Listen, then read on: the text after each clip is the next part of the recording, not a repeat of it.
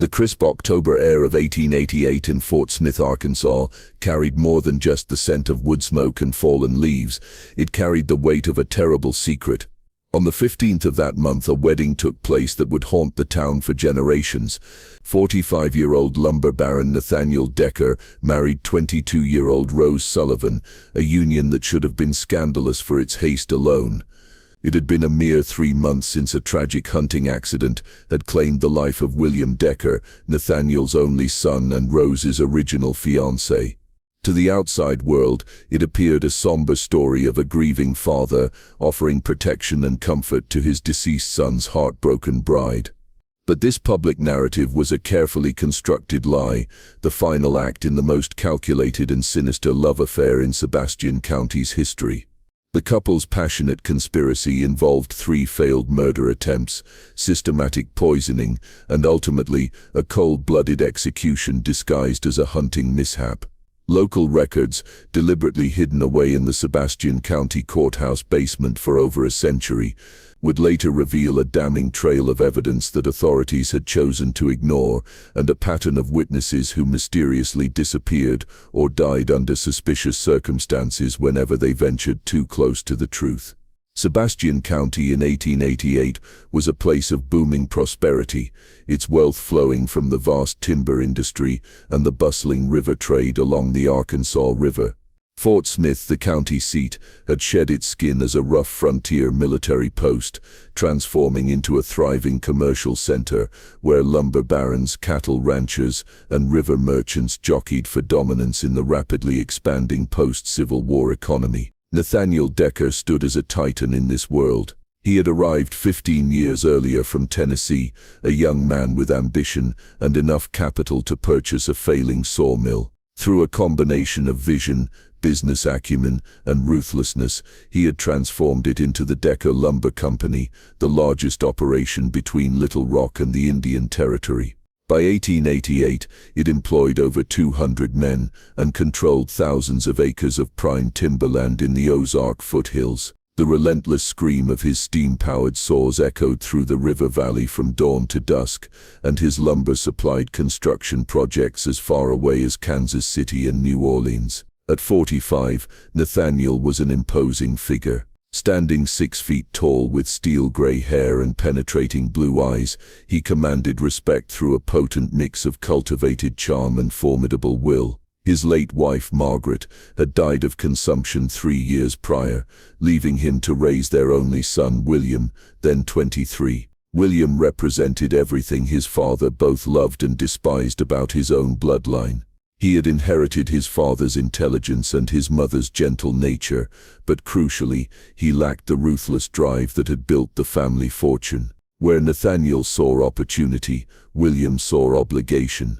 Where his father demanded results, William preferred compromise. At 26, William managed the company's bookkeeping and customer relations, tasks that kept him safely away from the dangerous machinery and demanding physical labor that his father believed built character. The sprawling lumber camps east of Fort Smith housed a rough collection of loggers, many Irish and German immigrants seeking work on America's expanding frontier. They lived in crude bunkhouses, worked 6 days a week in conditions that claimed lives annually, and spent their Saturday nights drinking in Fort Smith's notorious River District. It was into this harsh masculine world that Rose Sullivan arrived on a crisp September morning, stepping off the paddle-wheeler Memphis Belle with a worn carpetbag and a letter of introduction from William Decker.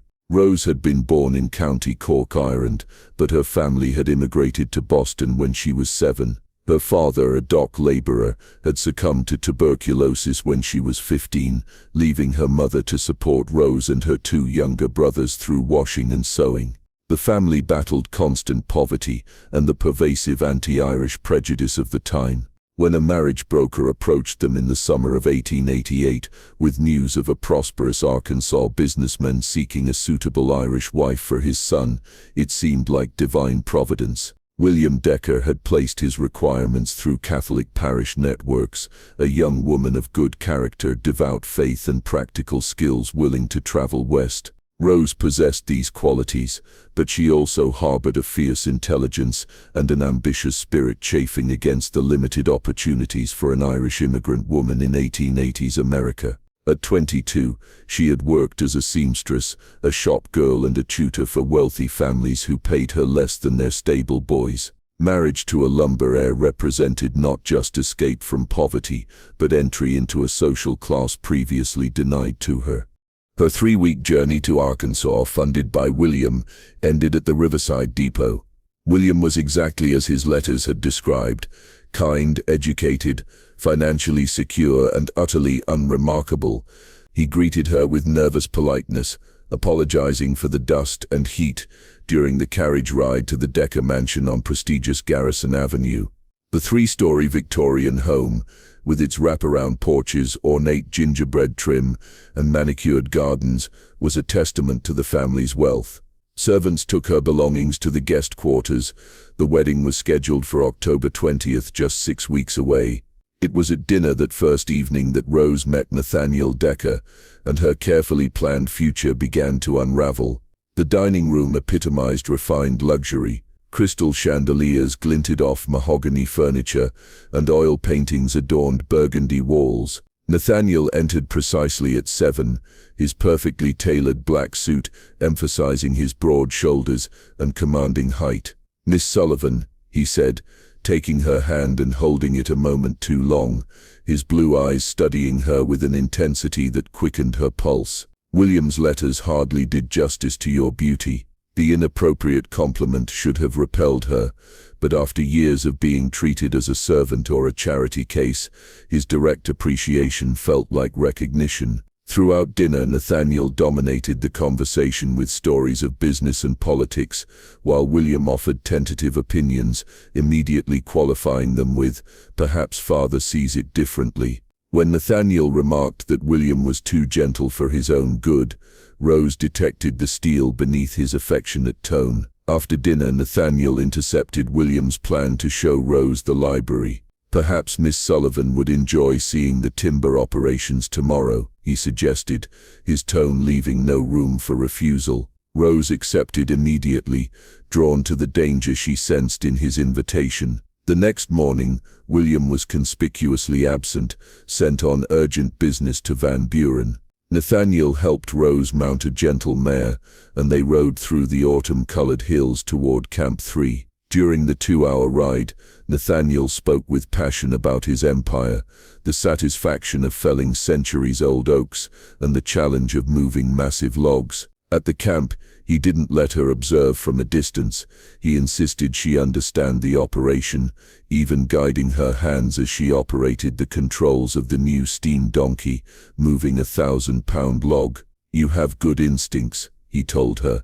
"Most women would be too frightened." "I'm not most women," Rose replied, immediately regretting her boldness. Nathaniel simply smiled. "No, you certainly are not." On the ride back, beside a creek bubbling through hickory trees, Nathaniel turned the conversation personal. "Tell me about your expectations for marriage." Rose gave a safe answer about being a good wife and mother. "Those don't tell me what you hope to gain beyond security and respectability," he pressed. Surprised by his directness, Rose finally admitted, "I suppose I hope to matter, to be part of something important." Nathaniel skipped a stone across the water. "And do you believe marriage to William will provide that opportunity?" Rose felt her cheeks flush. "William is a good man." "That's not what I asked." Dismounting, Rose turned to face him. "No," she said quietly, understanding his meaning. "I don't believe it will. He'll never build anything himself." Nathaniel stepped closer, the scent of pine and wood smoke enveloping her. "Then you understand my dilemma. I've built something that will die with me because my son lacks the will to continue it." Rose knew she should retreat, but instead she asked, "What do you intend to do about that?" His answer was in the brush of his fingers against hers as he helped her remount, a touch that promised both danger and desire. They returned to find William anxious on the porch. "How was your ride?" he asked. "Educational," Rose replied, catching Nathaniel's slight smile. That night, lying in her guest bed, Rose understood she stood at a crossroads. She could marry William and accept a comfortable, limited life, or pursue the dangerous attraction to Nathaniel, a path requiring choices that would horrify the woman she'd been just a day before. The following weeks established a routine that drew her deeper into Nathaniel's orbit. William, pleased by her interest in the business, encouraged it, unaware that each excursion was a carefully orchestrated step in his father's seduction. Nathaniel found reasons to visit the mansion when William was at the mill, always with an invitation for Rose to accompany him on some errand. These business discussions became a cover for a more intimate education. Nathaniel taught her to see power as something to be seized, weakness as a luxury, and satisfaction as bending circumstances to one's will. William believes being fair ensures success, Nathaniel said during a ride through the timber holdings. But fairness is a luxury only winners can afford. Rose found herself agreeing. He assumes others will act honorably because he does. Exactly. That assumption will destroy everything I've built unless someone with clearer vision assumes control. The implication hung in the air. He was recruiting a conspirator. Meanwhile, William became more solicitous and deferential, constantly seeking his father's approval, which only made him seem weaker in Rose's eyes. The turning point came on October 8th, 12 days before the wedding. William had planned an elaborate private picnic at Ozark Landing, complete with a composed poem. Nathaniel announced an urgent machinery breakdown requiring William's immediate attention at the mill. William was stricken but yielded. Business must come first. Rose will understand. Nathaniel then suggested Rose tour the mill operations with him while William worked. William brightened at this solution, but Rose saw the manipulation clearly. That evening, as William left for the mill, Nathaniel asked, "Shall we go to the mill?" Standing in the hallway, Rose met his gaze. "I'd rather not." Nathaniel's smile acknowledged they had crossed a point of no return. They walked in the moonlit gardens instead. "I've been married," Nathaniel said. "I understand the difference between affection and passion. William offers you one, I could offer you the other.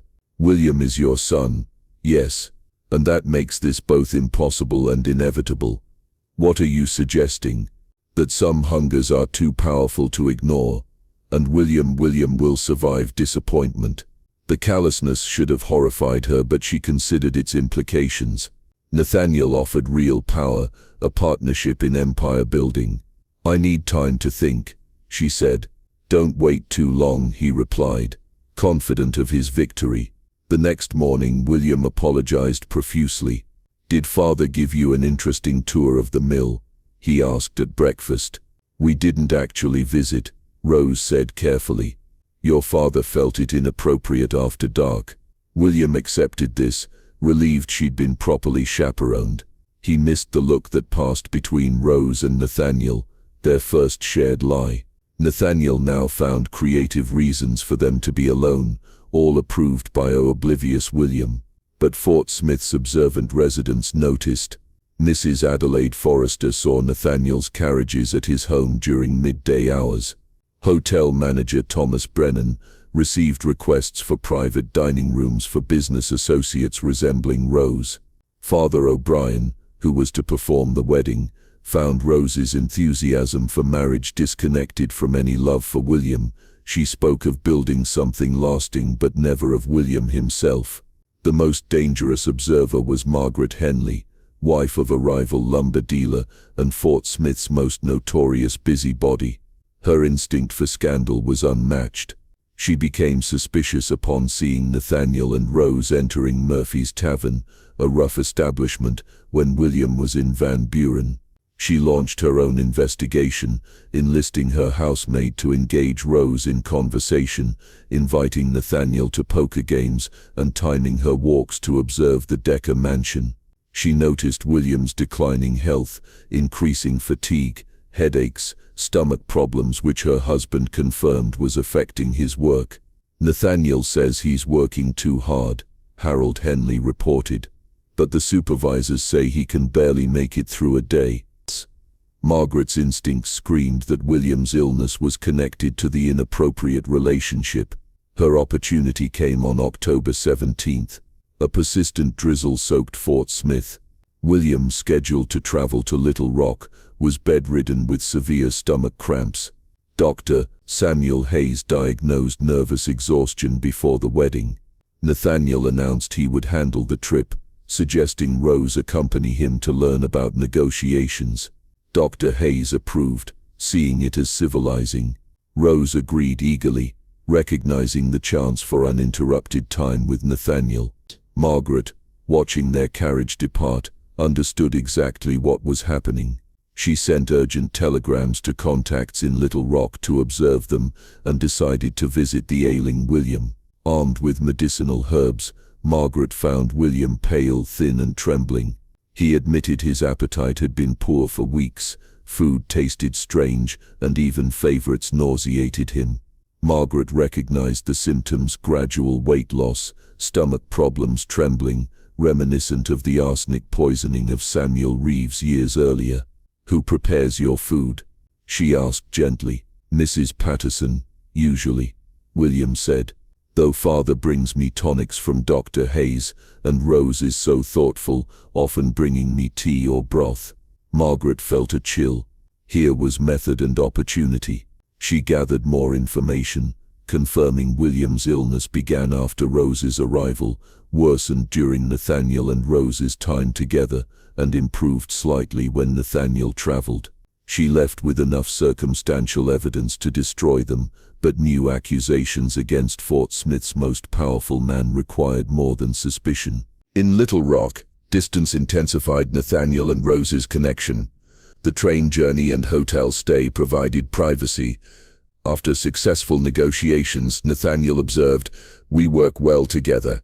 You understand these deals better than William ever has." Emboldened, Rose said, "William doesn't want to understand. He'd rather read poetry than build an empire." "And you?" "I'd rather build an empire," she said quietly. Nathaniel's response was a kiss that shattered all barriers between duty and desire. Their night of passion was also a night of planning in whispered euphemisms. "William's illness isn't improving," Nathaniel said. "Dr. Hayes thinks it might be more serious." "How serious?" "Potentially fatal. Such things happen," Rose murmured.